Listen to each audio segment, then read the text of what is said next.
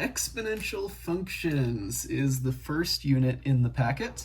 We're just going to go through question by question and answer each one and hopefully explain how they all work. So question number 1 asks us to simplify using the properties of exponents. And the expression here is 4x cubed in parentheses all being squared. So there's a couple of exponent rules being used at the same time.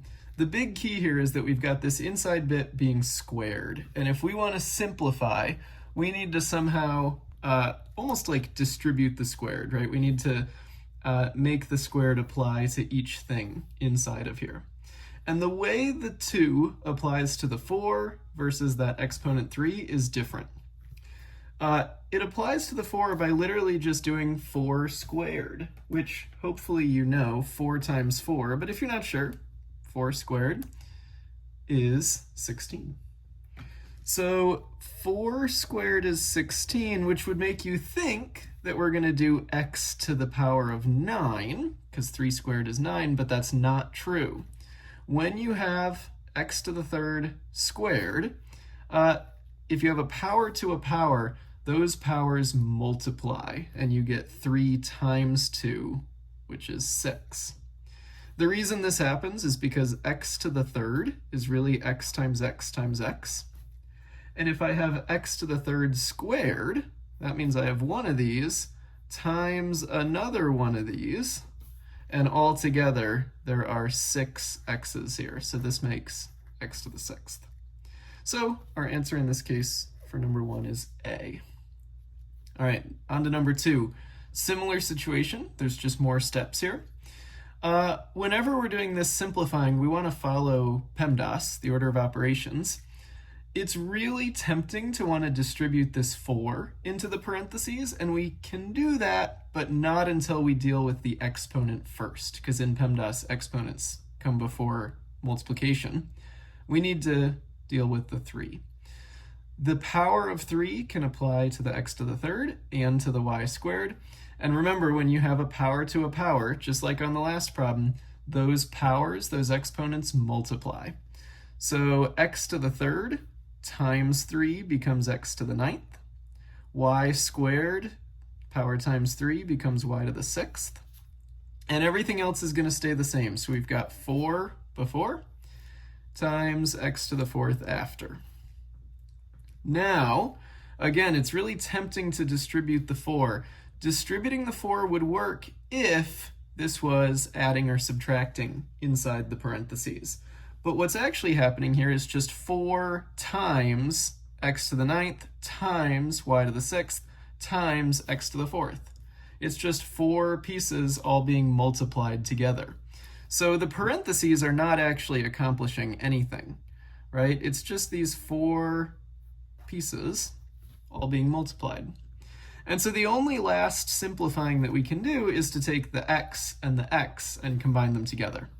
If I have x to the 9th times x to the 4th, again, it's tempting to multiply these powers, but that's not what happens. This is literally x to the 9th is x times x times x times x times x times x times x times x times x 9 times. And then x to the 4th is x times x times x times x. And so altogether, there are 13 x's here. We just add 9 plus 4. So when you're multiplying, the powers add together. And so this becomes 4x to the 13th, y to the 6th. And that is answer choice B. So 2 is B. On to number 3. Now we have some division happening. Our exponents are inside of a fraction. Whenever you have division going on, it's pretty common for things to cancel out. And essentially what happens with the powers is they just subtract. So for example, the z to the 5th on top and the z squared on bottom, you're just going to do 5 minus 2, and we'll end up with z to the 3rd in our answer. But I'm getting ahead of ourselves. Let's start from the beginning. 15 divided by 3, those are just numbers. You can just simplify that to 5. So 15 divided by 3 is 5. Now the rest of these are powers, so the powers subtract. If I have x to the 6th on top and x to the 5th on the bottom, 6 minus 5 is 1, so I just have one single x. Y to the fourth divided by y to the fourth. 4 minus 4 is 0, so those just cancel out completely, right? There are no y's left over. Z to the fifth divided by z squared, the powers subtract, so 5 minus 2 is 3, which means I have z to the third left over. And so my answer is 5x z to the third, which is C. All right, number 4 and number 5 kind of go together, and they're showing you something on purpose. This comes up a lot when we're doing math. It's like a little sub-skill that they're reminding you of on the review guide. If I bring in my pretty pink calculator, this and this feel like pretty much the same thing, right? -8 squared. But if you type -8 squared on the calculator, you get -64. Whereas if you type -8 in parentheses and then squared on the outside, you get +64. +64 is sort of the correct answer. It's probably what you mean when you say -8 squared, because -8 times -8 is a positive number. Negative times negative makes positive. But the calculator does it, I'm not going to say wrong, but probably not what you mean when you do it this way, because it does 8 squared and then just puts a negative in front of it. So these parentheses are a big deal. One common mistake I see is people doing -8 squared in the parentheses like this. That does not help. That's wrong. Don't do it like that. You want to do it like this. So especially when we're doing things like quadratic formula, it matters a lot that you do that correctly. So this one gives you -64, whereas this one gives you +64. And when you're solving problems, this is probably the one that you want. So don't forget to use those parentheses on your calculator. Number 6 is kind of similar to number 3 up here, where we're doing some dividing. 18 divided by 6 at the beginning just gives us a nice 3. X to the 8th divided by x squared. Again, the powers subtract when you're dividing, so 8 minus 2 is 6, so this is 3x to the 6th. The y's also subtract, so y to the 9th divided by y to the 5th. 9 minus 5 is 4, so we have y to the 4th. And then we have z squared divided by z. There's a phantom 1 here. This is z to the first power, so 2 minus 1 is 1. We just have one single z left over. Number 7. This is 7, a to the 9th, b squared c, divided by 49, a to the 7th, b to the 5th. The 7 divided by 49 is interesting because if I type 7 divided by 49 in on my calculator, it doesn't give me a nice answer, right? It gives me this super long, weird-looking decimal. But one thing that I would recommend is hitting the math button. And this very first option is the to fraction converter. If you press enter, it will take your previous answer and turn it into a fraction. It turns out this crazy weird decimal is actually just the fraction 1/7. So 7 over 49 simplifies to 1/7. And if you remember simplifying fractions, you're essentially just dividing the top and bottom of the fraction each by 7. So in our answer, we're just going to simplify the 7 over 49 to 1/7. Now we've got some a's, b's, and c's here. A to the 9th divided by a to the 7th is not so bad. We just have 9 minus 7, which is a power of 2. And I could put it off to the side here, but because we have a fraction answer, I'm actually going to put my a squared on the top. And something really important to understand about fractions, especially when we're doing these simplifying exponent problems, is that if something is not part of a fraction, or it's in the numerator of a fraction, as long as you're kind of in multiplying and dividing mode, those are the same thing.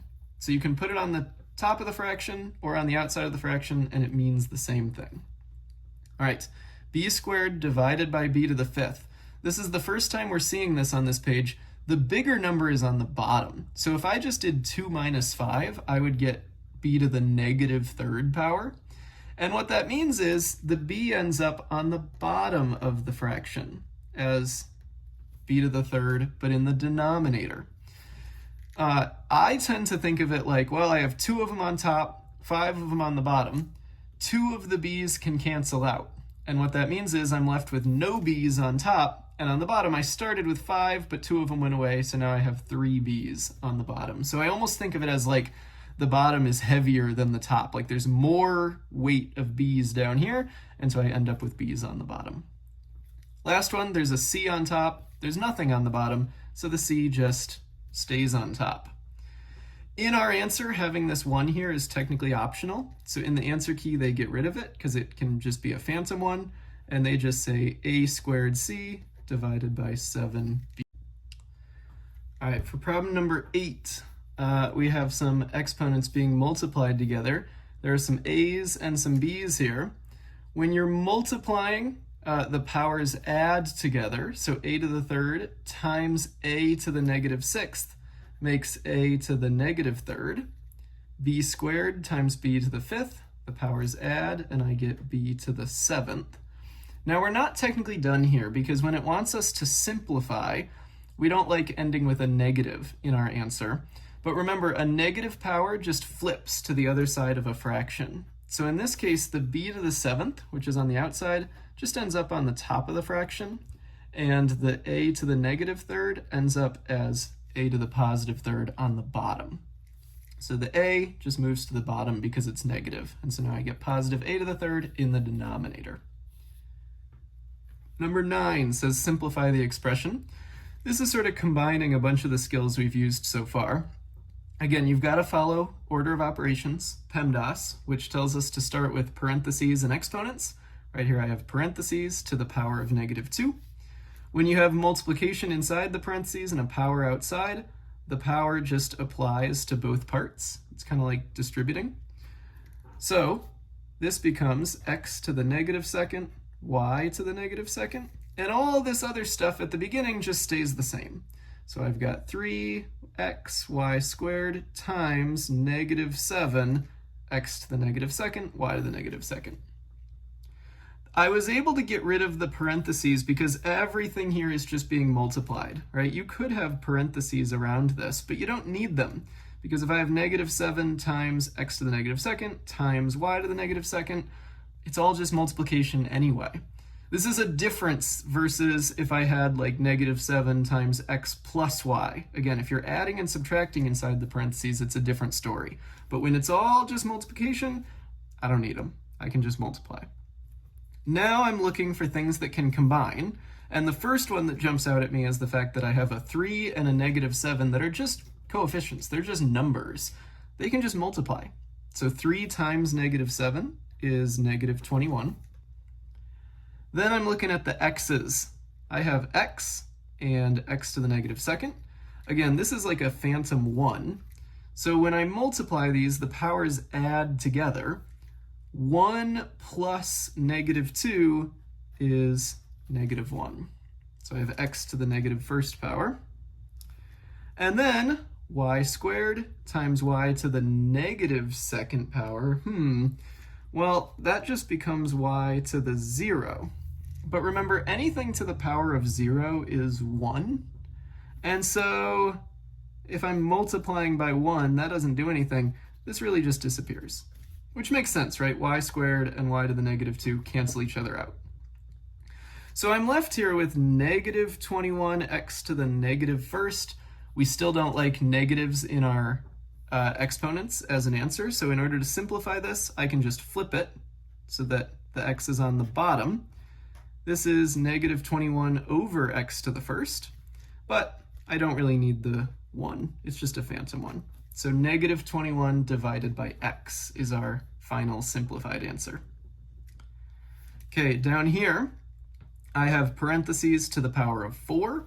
So I'd like to apply that 4 to everything in here. And again, I want you to be careful. What happens with the 4 when you have a big number, like 2, versus powers is different. With the 2, it's literally just 2 to the power of 4. So 2 times 2 times 2 times 2. If I do 2 to the power of 4, I get 16. So that becomes 16. But all the rest of them, it's not going to be like 3 to the 4th. When you have a power to a power, the powers multiply. So 3 times 4 gives us x to the 12th. Y with a phantom 1 above it times 4 gives me y to the 4th. Z to the 2 times 4 becomes z to the 8th. So the big numbers, you actually do the power, 2 to the power of 4, but then all these exponents just multiply by 4. And then there's all this other stuff. It just stays the same. So times 4x, y to the 4th, z to the 5th. Okay, now it's just a matter of combining. Again, big numbers, 16 times 4, those are literally just numbers, and everything here is being multiplied. So I can just do 16 times 4, and I get 64. So this is 64. X to the 12th times x, there's a phantom 1 here, the powers add. So 12 plus 1, this is x to the 13th. Y to the 4th times y to the 4th, the powers add, so it's y to the 8th.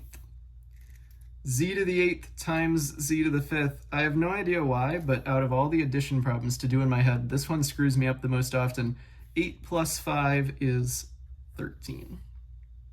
So there's our answer. 64, x to the 13th, y to the 8th, z to the 13th. And that's the first page done.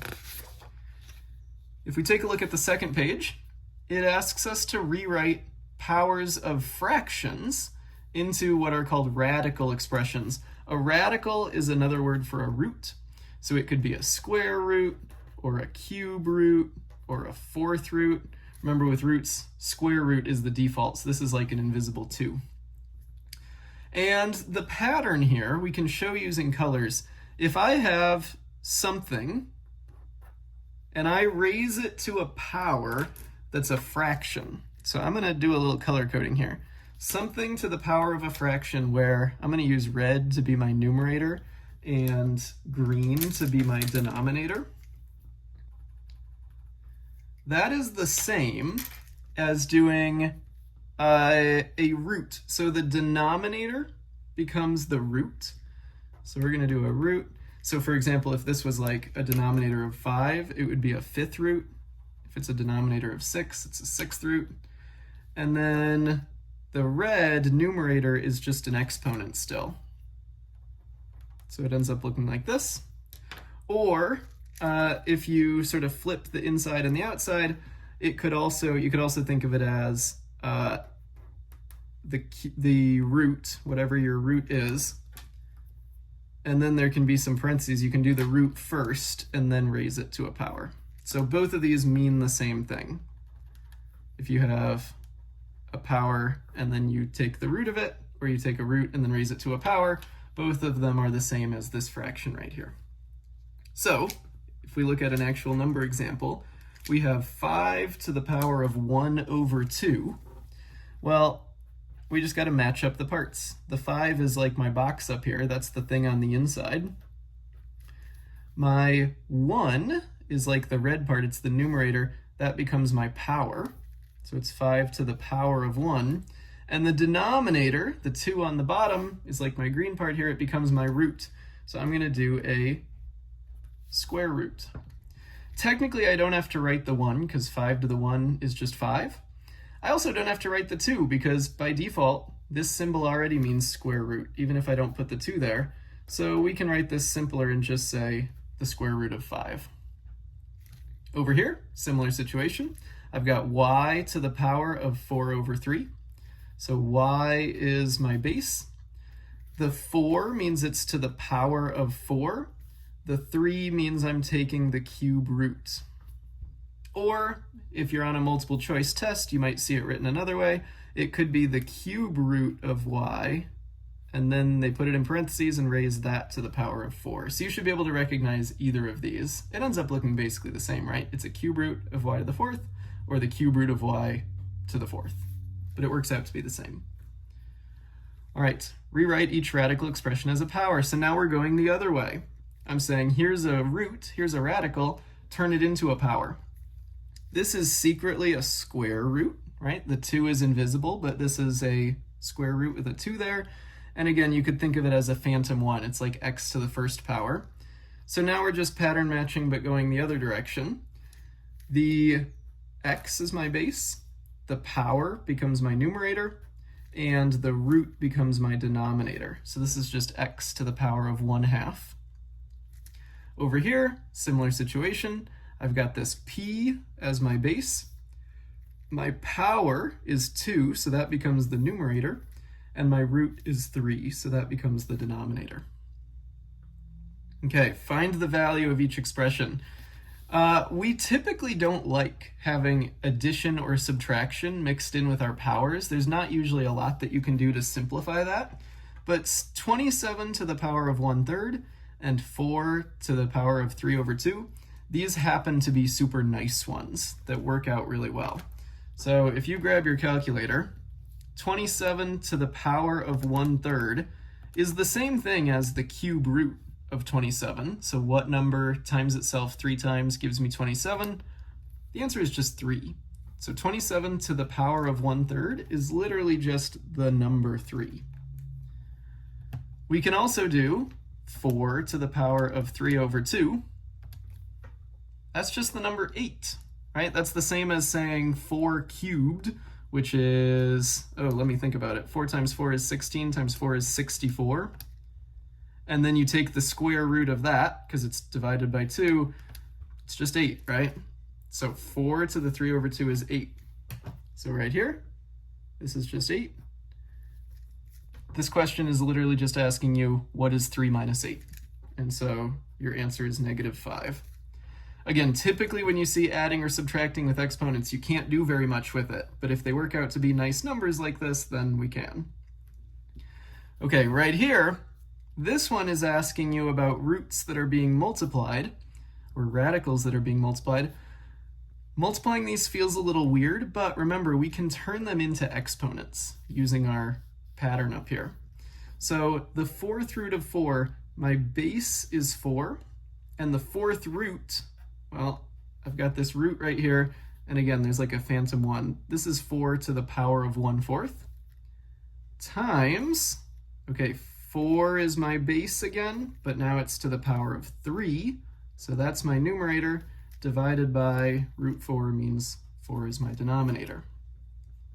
Okay, this doesn't feel a lot better, except if I have multiplication with exponents, and the bases are the same, so this is a 4 and this is a 4, I can combine them into one power, basically combining like terms, but with multiplication. This 1/4 and the 3/4, the powers always add. So it's going to be 1/4 plus 3/4, which conveniently adds up to 1. So this is just 4 to the power of 1, and that's just 4. Okay, rewrite and simplify each expression using radicals if necessary. Well, here I have h to the power of 1/2, and I'm going to rewrite it like this because I think the font is not super easy to understand. This is h to the power of 1/2 times h to the power of 5/4. Just like up here, if I'm multiplying, and my bases are the same, so h and h match each other, I can add the powers. So I'm actually adding fractions in this case. 1/2 plus 5/4 turns into 1.75. So, I mean, you can think of it as h to the power of 1.75, but we don't really like decimals in this case. It's not really obvious what to do with that. Fortunately, handy dandy button on your calculator, hit the math button, turn it into a fraction by pressing enter. This will take your answer, turn it into a fraction. 1.75 is the same as 7/4. So instead of thinking of it like this, let's think of it as h to the power of 7/4. Well, now that we have it as 7/4, we can turn this back into a radical, because it says simplify each expression using radicals. Well, okay, if it's a base of h with a power of 7 and a denominator of 4, that's just the 4th root of h to the 7th. 18. Ooh, there's a lot happening here. So we're using our exponent rules first. Here I have a power to a power. So this is b to the power of 2/3 to the power of 3. When you have a power to a power, those powers multiply. So it's going to be 2/3 times 3, which is just 2. That's convenient. So this just becomes b squared times b to the 1/2. The b to the 1/2 I'm just copying down. And if I'm multiplying and the bases are the same, remember when you're multiplying, the powers add. So we're doing 2 plus 1/2, which is 2.5. We can turn that into a fraction by hitting math and then converting it to a fraction. And that's 5 over 2. So this is b to the power of 5 over 2. And again, it says rewrite using radicals. Well, my base is b, my numerator becomes my power of 5, and the divided by 2 means it's a square root. You can put the 2 if you want, but it's a square root by default if we just write it like this. Okay, number 19. 4x to the 1/3 times 2 square root of x. This one feels weird because we have a power and we have a root being mixed together, but we can turn roots into powers so that everything becomes a power.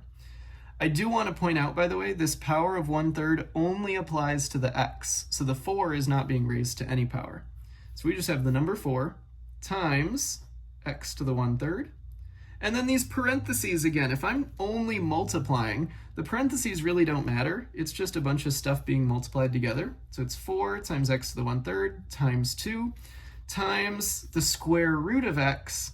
Well, the square root of x is just x to the 1/2 because there's a phantom 1 here, and the square root, it's a root of 2, so my denominator is 2. 4 times 2, these are both just numbers. They can multiply to make 8. And when I have x to the 1/3 times x to the 1/2, if I'm multiplying, the powers add, so it's 1/3 plus 1/2. Again, gross decimal, but I can hit the math button, turn it into a fraction by pressing enter. And so I get 5/6. So this is 8x to the 5/6.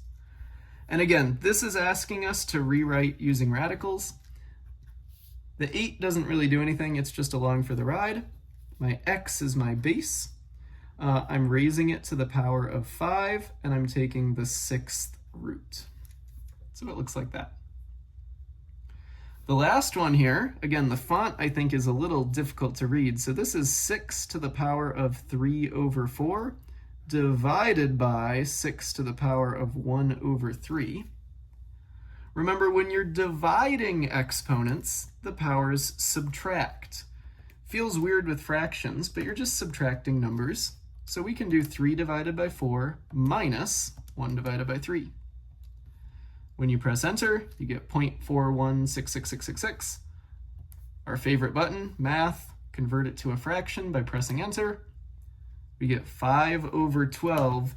So this is 6 to the power of 5 over 12. And again, we want to rewrite everything using radicals. So this becomes 6 to the power of 5, but then we take the 12th root.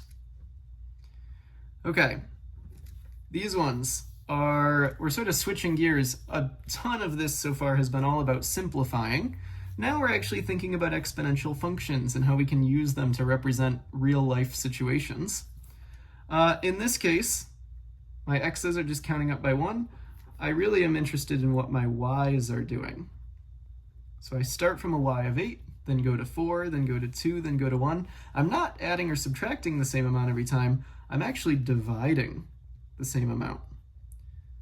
So take a second to think about what I'm dividing. It's dividing by 2, right? 8 divided by 2 is 4, 4 divided by 2 is 2, 2 divided by 2 is 1. If I'm dividing by 2, the other way of thinking about that is I'm multiplying by a half each time. So when I write my equation, my constant multiplier that goes in here is a half. I'm multiplying by 1/2 every time. And at the beginning of an exponential equation, I always put my starting amount, my y-intercept, which goes along with an x of 0. So when x is 0, I'm starting at a y of 8. So it's 8 times 1/2 to the power of x. Now if I want to write an equation for this one, again, I need to look at how it's changing each time. This time, instead of dividing, I'm multiplying. Times 5, times 5, times 5. And so that means that in my equation, I have y equals something, my starting amount, times 5 to the power of x. And my starting amount, again, it's the y value at x equals 0, the y-intercept. So it's just a 1 there. Boom, that page is done. Okay, problem number 23. Now we have a story problem.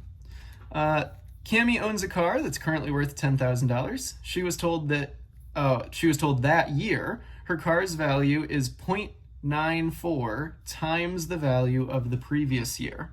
So at least this year, and it seems like maybe each year, the value of her car is multiplying by 0.94. And I want you to think for a second, does that mean the value is getting bigger or smaller? Like, is her car getting more valuable or less?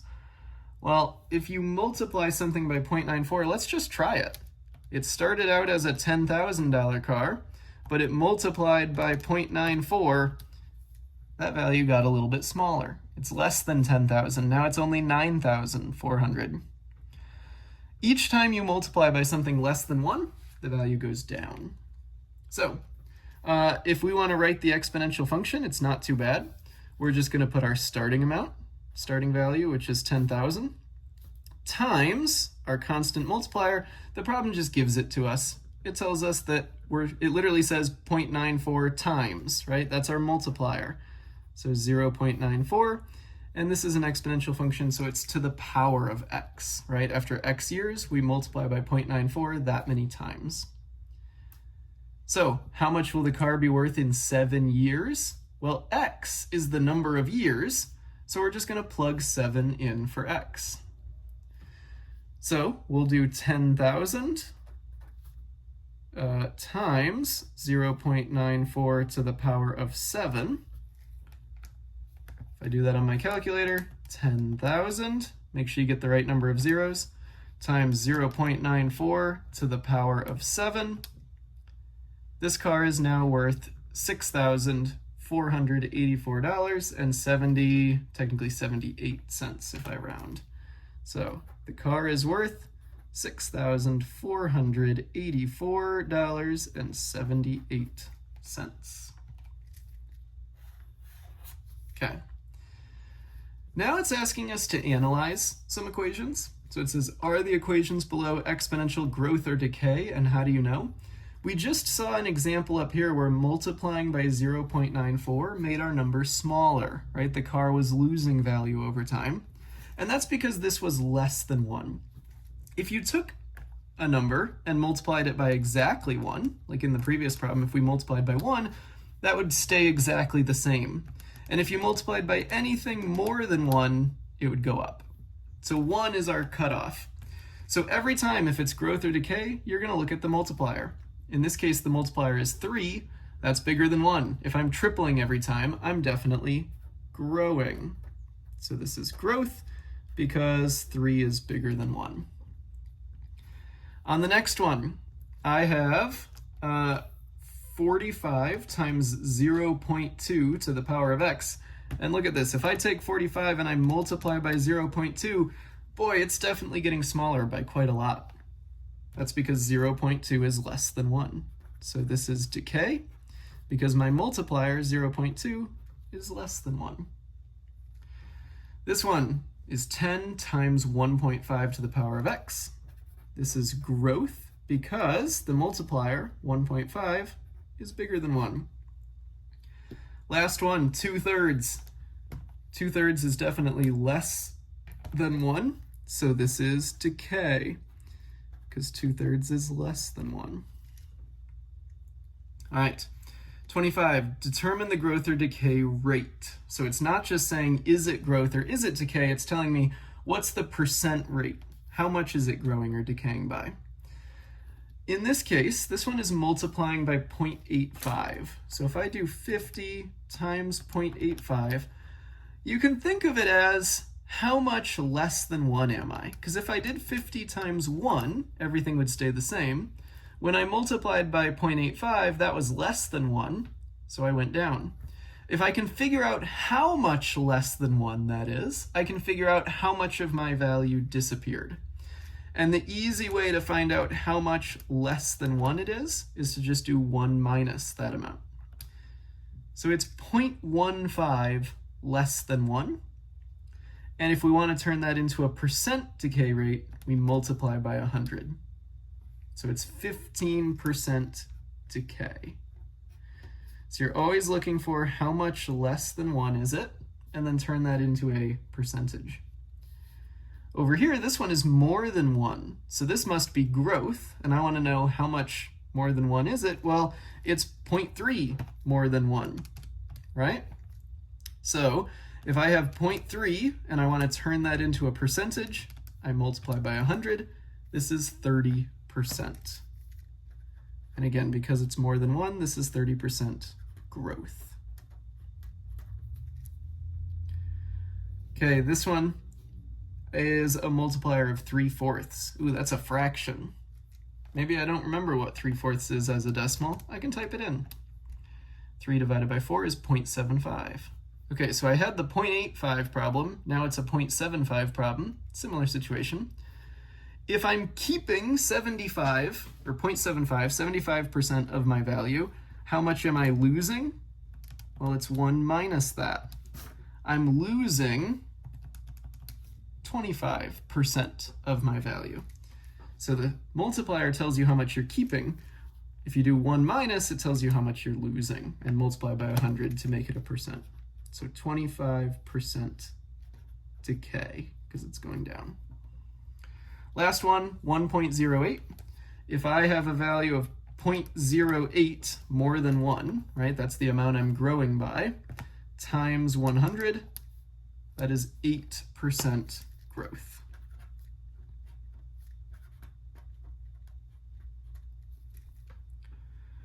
Determine the initial value for each of the following equations. Okay, this one's super easy. We've been looking at the multiplier. The initial value, or the starting amount, is just the number out front. So my initial value here is 50. Here it's 100. Here it's 25. Here it's 40. Look at that, we're math wizards. Okay, down here, write an equation for each of the scenarios below, then answer the question. Susan has $300 in her savings account and earns 2.5% interest annually.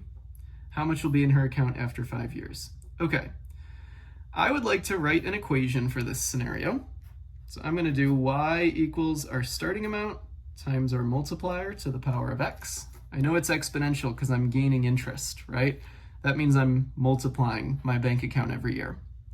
The starting amount is pretty easy, right? How much money does she start with? Well, she starts with $300. The tricky bit in this equation is the multiplier, right? If I earn 2.5% interest, what am I multiplying my $300 by? Well, I'm definitely growing because I'm earning money. I'm earning interest. The interest is helping me. So it's got to be something more than 1, right? It's got to be like 1 point something that I'm growing at. The trick is, this is a percentage, but my multiplier needs to be a decimal. So we've been doing a lot of multiplying by 100 to create a percentage. If I want to take an existing percentage and turn it into a decimal, I need to divide by 100. So that helps me go the other way.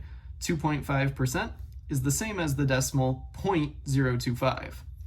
But if I just put 0.025 in here, that's less than 1. That's like super decay. I'm going to lose all my money like instantly. So it needs to be more than 1. I'm actually going to say I'm starting from 1 and then growing by 0.025, which is just 1.025. So you turn your percent into a decimal and add 1. My multiplier is 1.025. Then it says how much will be in her account after 5 years. Well, X is the number of years, so I can just plug in 5. So 300 Sorry, I should be fancy and use the math term. I'm going to substitute 5. There's a math teacher out there somewhere who would be mad at me for that.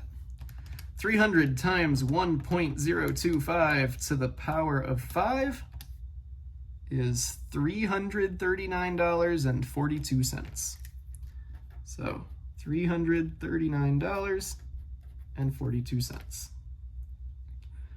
Okay, next one. Robert has 50 pounds of chocolate. Holy cow. That's a lot of chocolate. Robert is living the dream. Okay, Robert has 50 pounds of chocolate. He eats 5% of it each day. Way to go, Robert. Good job. How much will remain at the end of 2 weeks? Can I tell you something evil? Look at that.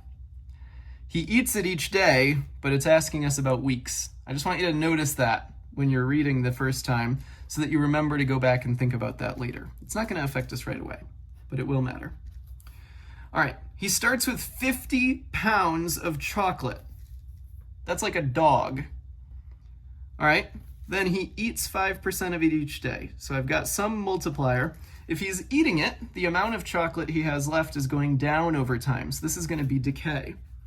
Just like the previous problem, we're going to start by turning our percent into a decimal. So we can take the 5 and divide it by 100 to make it a decimal. But now I need to turn this into decay. I guess technically if I put this in here, it would be decay, but it would mean that he's only keeping 5% of his chocolate. That's not what's happening. He's starting with all of it and then eating 5% of it. So we're going to do 1 minus the decimal, and we get 0.95. So as a little summary here, in both of these problems, we turned the percent into a decimal, but here we did 1 plus that decimal because it was growth, and here we did 1 minus that decimal because it was decay. Once we have our equation, we can just plug in 2, right? Well, almost, but we have this evil units situation. 2 weeks is something we need to convert to days because x is the number of days. There's 7 days in a week. So 2 weeks is 14 days. So you need to plug 14 in. So 50 times 0.95 to the power of 14. When I do that, let's see, 50 times 0.95 to the power of 14 is 24 point, I'll round it to 4 pounds. 24.4 pounds. I love that, man. Robert is living the dream. Okay, next up, problem 29. Eric can currently do 3 push-ups. To become stronger, he plans to triple this each day. How many push-ups will he do on the 8th day? Yo, I did this in real life. I did a training regimen where I started with a 3.25 mile run, doubled it each day. After 4 weeks, my friend and I ran, not each day, sorry, we doubled it each week. After 4 weeks, we were running a marathon. It's amazing how fast this kind of growth can happen. That is a real story. My knees hated me for months. It was a terrible idea, but I love it. So he's currently doing 3 push-ups, and he's going to triple it each day. This is nuts. All right, let's make an equation. He's starting out doing 3, and then he plans to triple it each day, which literally just means multiply by 3 every day. So this is his training plan. Start with 3 push-ups, and the next day do 3 times as many, and then 3 times as many as that, and 3 times as many as that. How many push-ups will he do on the 8th day? Well, 3 times 3 to the power of 8. Can't be that bad, right? It's only 8 days later. 3 times 3 to the power of 8. He needs to do 19,000 push-ups. Good luck, Eric. Honestly, this might be the only way to counteract the amount of chocolate that Robert was eating. 19,000 push-ups.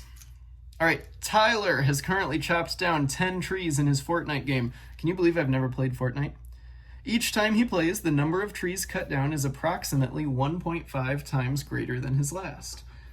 At this pace, how many trees will be cut down during his 12th time playing? All right, to me, the first 2 sentences help me set up an equation, and the last sentence is asking me to use the equation. So my setup is I have a starting amount. He's currently chopped down 10 trees. I have a multiplier. The number of trees is 1.5 times as much as it was last time. And so that gives me an exponential equation. And it's asking me during his 12th time playing. So after 12 plays, I just plug it in for x. Let's see what we get. 10 times 1.5 to the power of 12. That's a lot of trees too, man. Exponents are crazy. It grows so fast. 1297. I'm gonna round it to the nearest tree.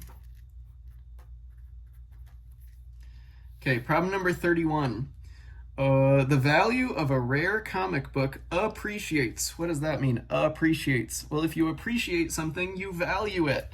The value of the book is going up, right? It's becoming more valuable over time. So every year it's going up in value by 10%. Suppose the comic book was originally purchased for $20 and we need to write an equation.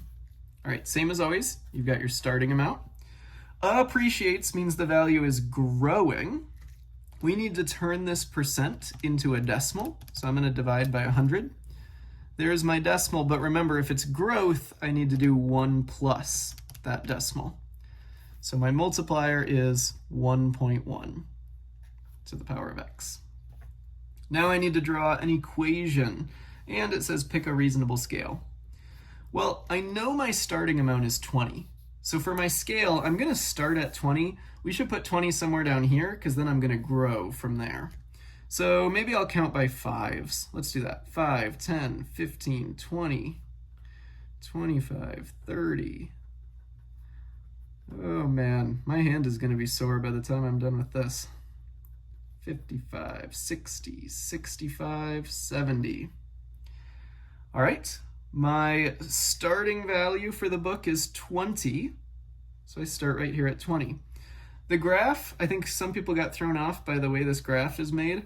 This is like -1. This line right here is the start, because this is the origin. We're starting at 0 right here.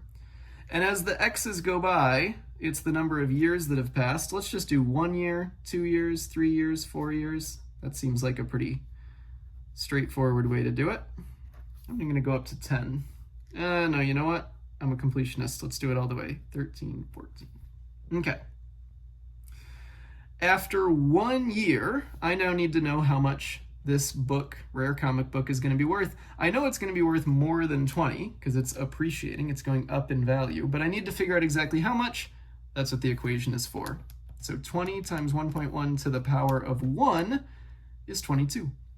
So after 1 year, it's worth $22. Then I can do it again. 20 times 1.1 to the power of 2.